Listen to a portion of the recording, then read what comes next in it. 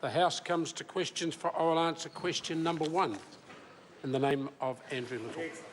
Thank you, Mr Speaker. My question is to the Prime Minister. Why did he say regarding the Saudi sheep deal that, quotes, the view of Cabinet was that there had been a case that at least the investor could put up, that we may well have to fight that in court, end quotes, and was he aware when he made that statement that there was no legal advice assessing the legal risk from the investor's case? The Speaker. Right Honourable Prime Minister. I made that statement because Cabinet was advised that the government was exposed to a risk of between $20 and $30 million legal claim. We accepted that advice. This is backed up by the Auditor-General's report, which states that during negotiations, Al Khalifa Group indicated it considered it could be paid compensation of $24 million. Cabinet was satisfied that the full partnership, as outlined in the Cabinet paper, resolved the prospect of any litigation. With regard to legal advice, Cabinet accepted the paper's advice about the potential legal claim. Supplementary. Supplementary question, Andrew Little. Does he now accept the Auditor-General's finding that there was no legal advice and no evidence of a legal claim against the government?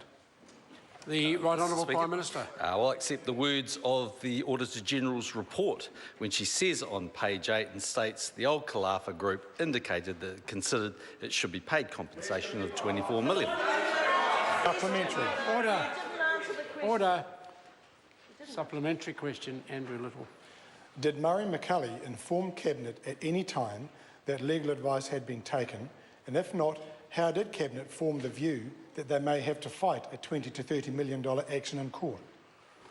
The Speaker. Right Honourable Prime Minister. The Cabinet was advised through the Cabinet paper by the Minister, and I quote, Saudi parties had received advice suggesting they pursue a claim of between $20 and $30 million. The government has made it clear it would not be a party to such discussions. Supplementary. Supplementary question, Andrew Little. Did Cabinet insist on seeing legal advice to support that claim? The Right Honourable Prime Mr. Minister. Speaker, no. Supplementary. Supplementary question, Andrew Little.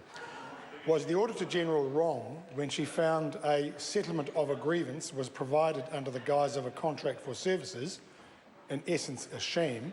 And if not, why did his government pay $4 million cash to a man to whom nothing was owed? The Speaker, Right Honourable Prime Minister. the only people that were wrong were the opposition when they went on and on about and on that the payments were evidence of corruption, bribery or facilitation payment. The Auditor-General found the complete opposite. Supplementary. Supplementary question, Andrew Little. Does he agree with Fran O'Sullivan that Provo's findings are a scathing assessment of the lack of transparency around this deal and that it does nothing to vindicate Murray McCully?